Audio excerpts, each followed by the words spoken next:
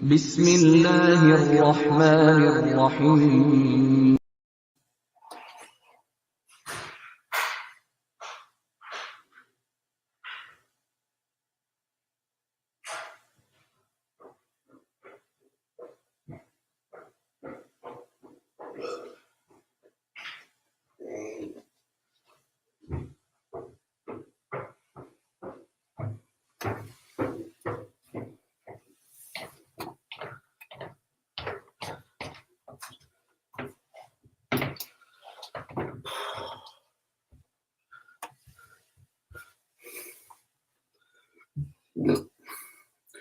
Allahu Akbar, Allahu Akbar. Allahu Akbar, Allahu Akbar. Ashhadu an la ilaha illallah.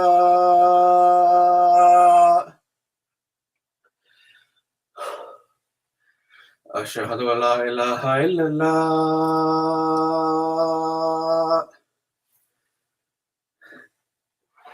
Ashhadu anna Muhammadar Rasulullah. Ashhadu anna Muhammadar Rasulullah. Hayya ala salah.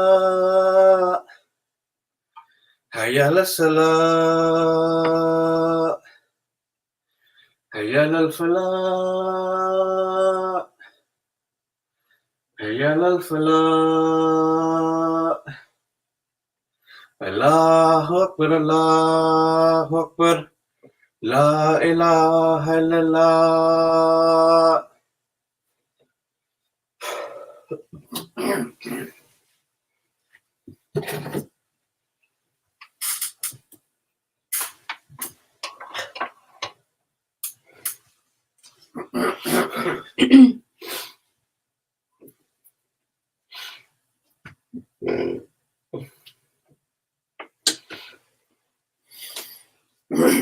أشهد أن لا إله إلا الله وحده لا شريك له وأشهد أن محمدا عبده ورسوله أما بعد فأعوذ بالله من الشيطان الرجيم بسم الله الرحمن الرحيم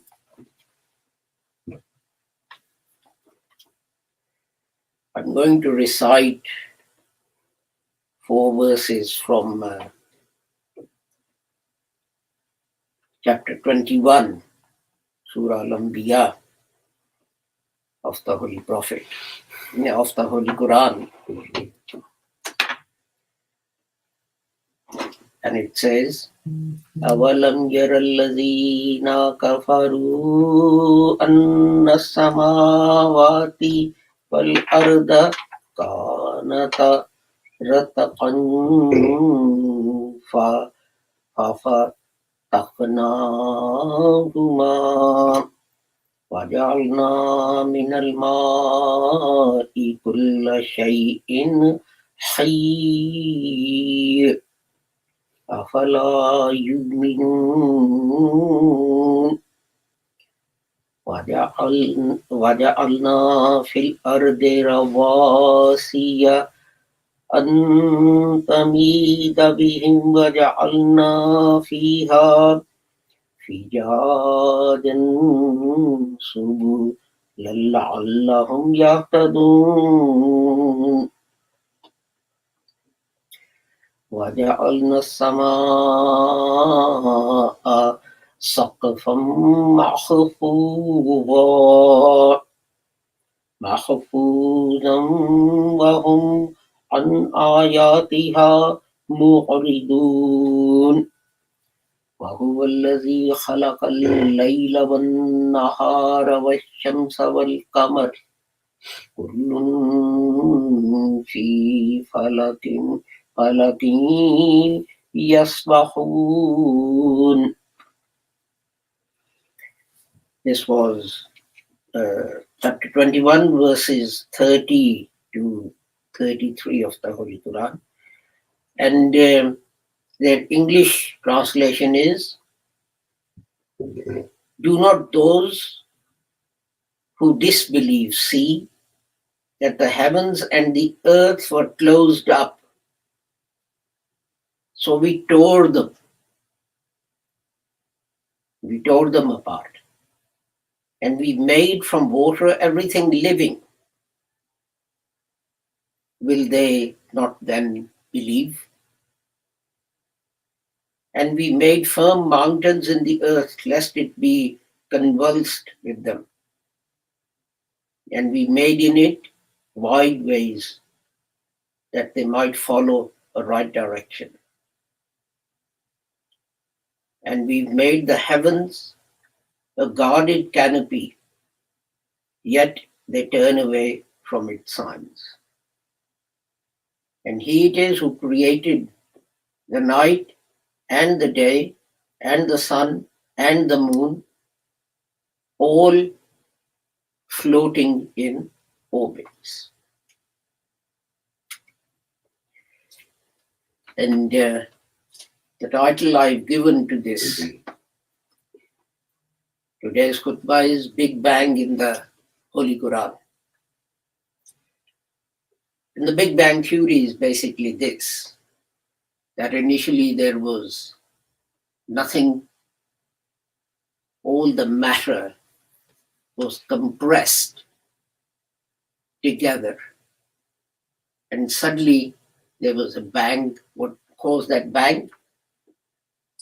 And that matter was split apart. And just like in a bomb blast, you have parts of the bomb that explode and travel in an outward direction. And they still are traveling in an outward direction. And we know that because of what's called the redshift. Now, the example of that is that if you have a balloon and you draw a squiggly line on it, and then you blow air into it, and then you look at the line, you see that the line stretches out. And the more you blow into the balloon, the more the line stretches out. So we look at the spectrum of light from sources close to Earth and sources far away from Earth. The technology that does that wasn't available in previous times, so people couldn't see that. But now we can see that when we observe light from far off galaxies, the red part of the spectrum has shifted. Just like if you put a dot on the squiggly line on the balloon and you blow air into it and the balloon expands, that dot will shift. Its position will change. So we know that the universe is expanding. But the interesting thing is, the Holy Quran says this 1500 years ago, and in relation to disbelievers. Do not those who disbelieve see that the heavens and the earth, that is, that the whole of the universe, were closed up? And the word used for that is ratqan. And that is used only once in the Holy Quran. Just once. And then what did God do? He made it explode. He rent it apart. And the word for that is فَفَتَقْنَاهُمَا, and its root is fa ta qaf, and that too is used only once in the Holy Quran. But the interesting thing is, if you look at the verses closely and reflect upon them and consider the sequence, you're amazed at how accurately it is describing the creation, not only just of the universe and the inanimate objects in the universe, but also life. The verse goes on. All the matter was together compressed. So God caused an explosion. It exploded. But it then goes on to correct a misunderstanding. And that is that life was not created at the time of Big Bang. Science tells us this now because conditions for life to be created and for it to develop and prosper and so on did not exist. And God says, to correct this misunderstanding that people might think, oh, there's a Big Bang and suddenly humanity and giraffes and lions and camels and frogs and fish and whales appeared. God says no. And we made from water everything living. I mean, that includes human beings, that includes animals, that includes plants and trees, everything. So God says, yes, there was an explosion and universe was created, but living things weren't created at the same time as the universe. They had to wait for water. And we know now from science that life first developed in water, and it then crawled out from the seas onto the land, and then evolved into different shapes and so on. And this is what God is saying. And we made from water everything living.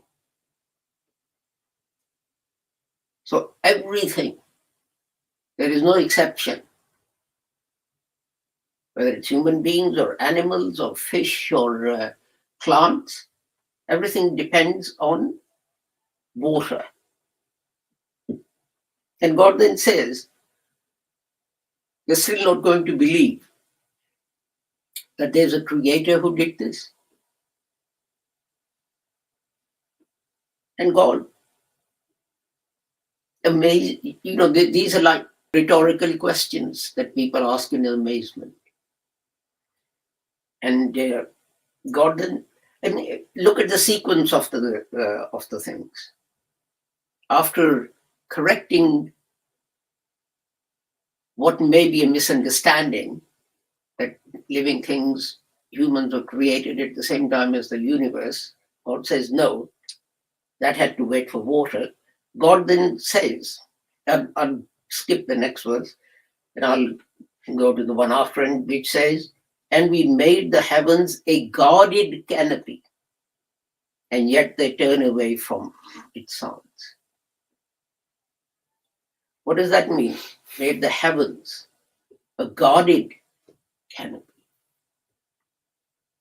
Even if life could have been created in water that existed, it could not have survived if there was no atmosphere.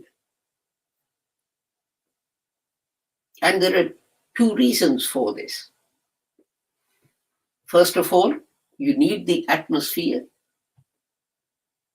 to protect yourselves from harmful radiation from the sun. And this is why there is so much fuss about the hole in the ozone layer that has been caused by various types of sprays and gases being emitted into the atmosphere. And scientists now tell us how dangerous it will be if that hole, if the ozone layer, as it's called, is damaged. See, guarded canopy.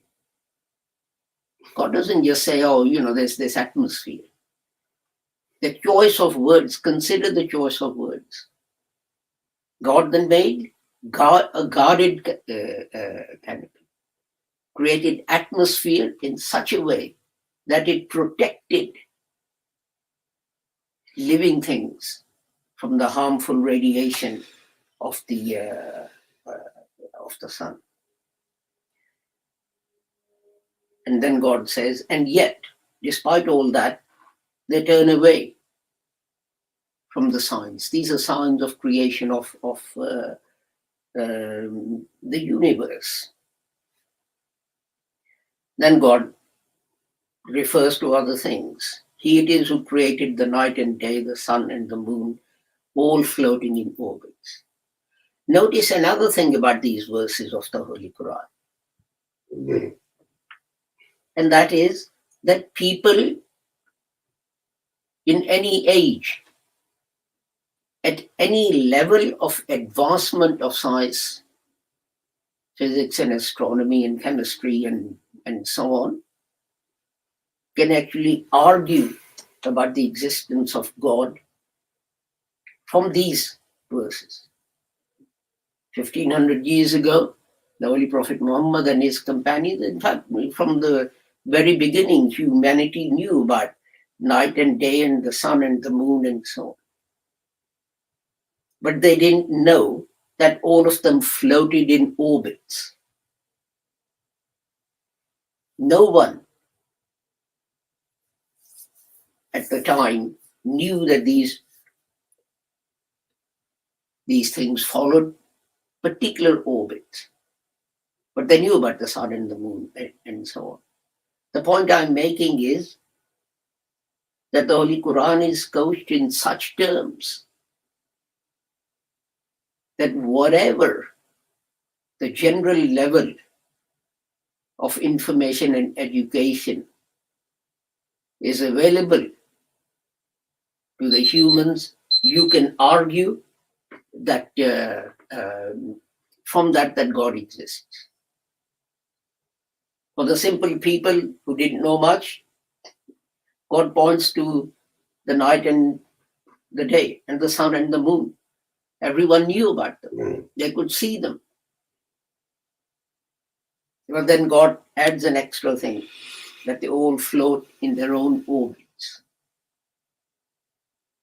But then the rest of it, over the years, there would have been different interpretations of them, which all depended on the level of scientific knowledge and information available.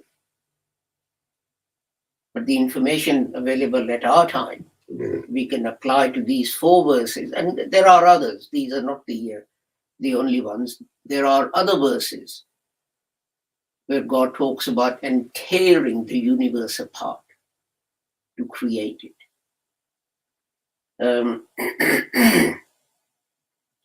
And this is why the Holy Quran repeatedly says, reflect on the Holy Quran, read the Holy Quran, think about the verses of the Holy Quran.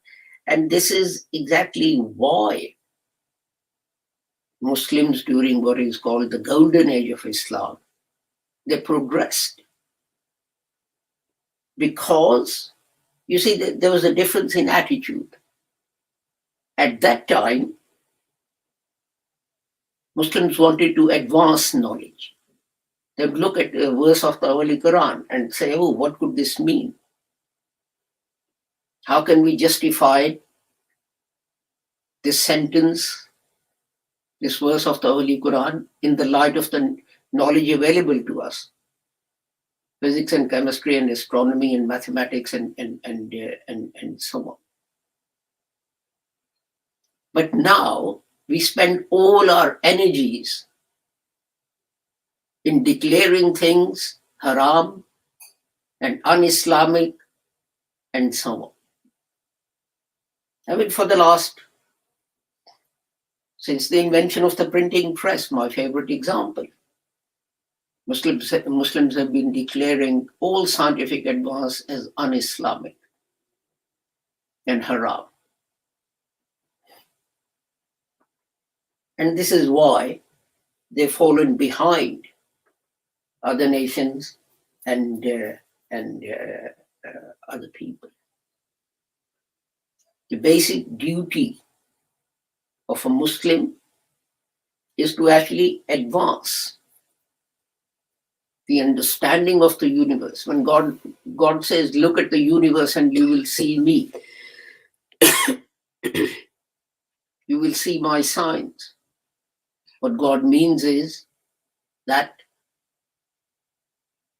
as science develops, you will see, if you reflect upon the Holy Quran, you will see that I have already mentioned these things in the Holy Quran. But rather than pursue knowledge and show the world that the Holy Quran is the book that could not have been written by a human being because of the knowledge and information it contains and the statements it makes. We spend all our time in proving everything and anything to do with scientific advancement as being haram and unlawful and so on. There was Muslims trace of times they judge by the position of the sun in the skies, because they didn't have wristwatches and so on. And initially it was a very crude thing that someone would stick a stick on the top of the roof of the mosque, and people will say, when the shadows disappear, this is the time for midday prayer. When the shadow is half the length of the stick, this is the time for the mid-afternoon prayer, and so on. And then some clever architect designed a mosque, and its structure was such that you could use the shadow of the minarets of that mosque like a clock. You couldn't say 1 o'clock, 2 o'clock, but you could use the shadows of the minarets to tell the time of midday and mid-afternoon prayers, etc. So Muslims were at that time using science to support their religion. And now we're doing exactly the opposite. And then, having done that, we then wonder why we left behind other communities and why we're not developing. And we keep on referring to the golden age of Islam, which is okay. But I ask you this: if you're driving and you're trying to get somewhere, is it more useful to look forward and ahead through the windscreen? Or is it better to try and drive while looking in the rear view mirror, which is going to cause an accident and which is going to take you to your destination? Just think about that. Barakallahu lana wa lakum fil Quranil Azim wa nafa'ana wa iyyakum bil ayati wa zikril hakim innahu ta'ala jawadun karimun malikun barrufur rahim.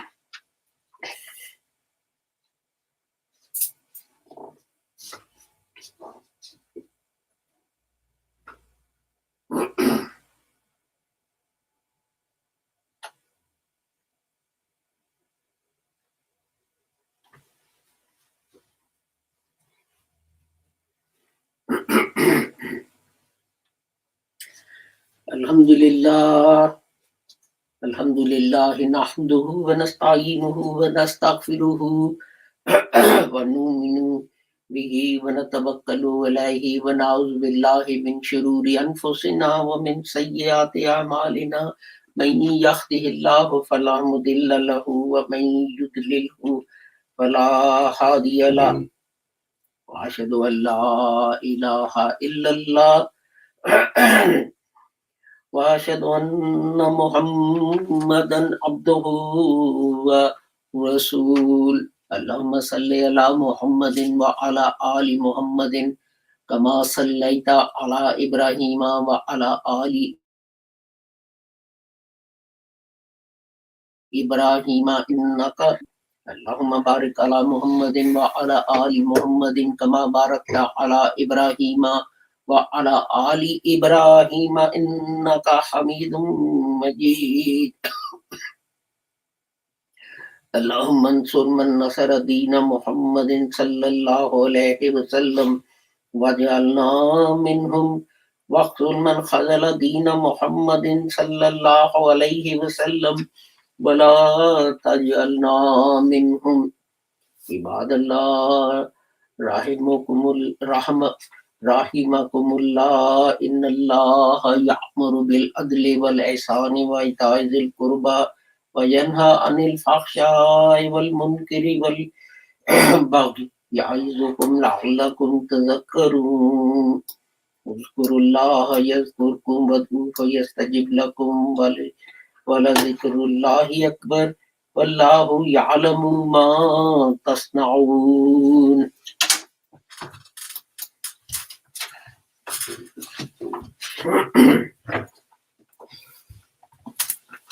Allahu Akbar, Allahu Akbar. Ashhadu an la ilaha illallah, ashhadu anna Muhammadur Rasulullah. Hayya salah, hayya salah, qad qamatis salah, qad qamatis salah. Allahu Akbar, Allahu Akbar. La ilaha illallah. Allahu Akbar.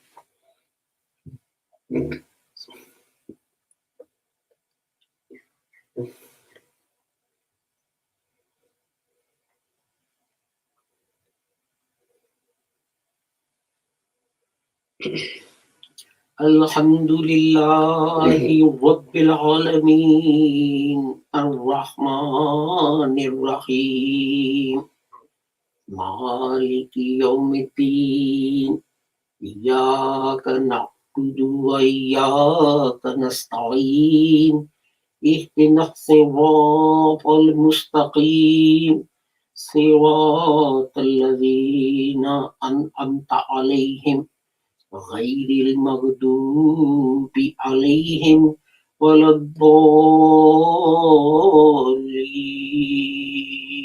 آمين. قل هو الله أحد الله الصمد لم يلد ولم يولد ولم يكن له كفوا أحد. الله أكبر.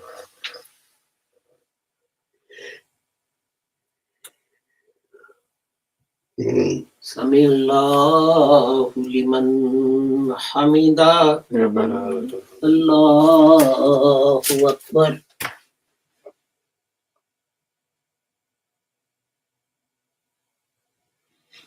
الله أكبر.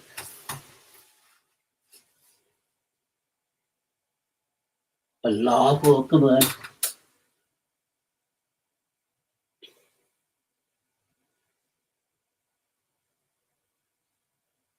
الله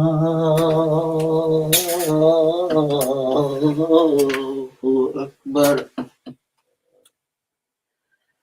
الحمد لله رب العالمين الرحمن الرحيم مالك يوم الدين إياك نعبد وإياك نستعين اهدنا الصراط المستقيم صراط الذين أنعمت عليهم غير المغضوب عليهم ولا الضالين آمين.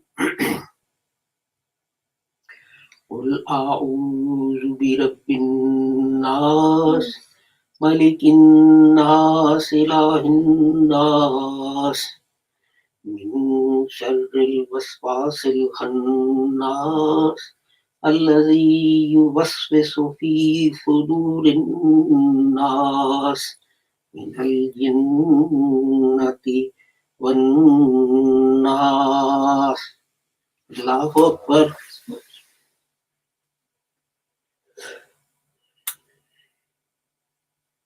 سمع الله لمن حمده ربنا. الله أكبر.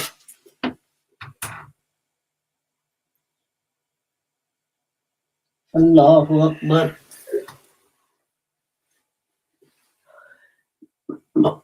الله أكبر.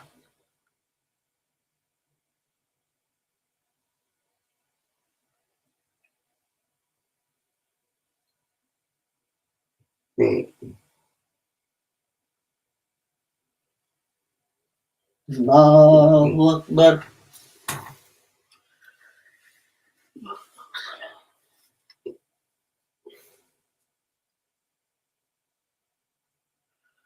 أشهد.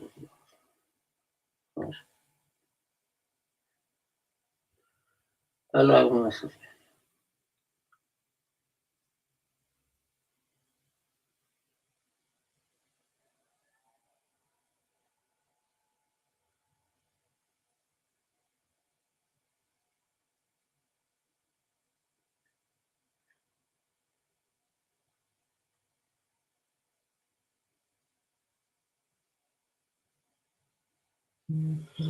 السلام عليكم ورحمة الله.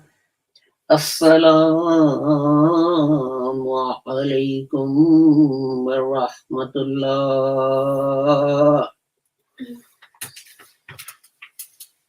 أستغفر الله. أستغفر الله. ربنا آتنا في الدنيا حسنة.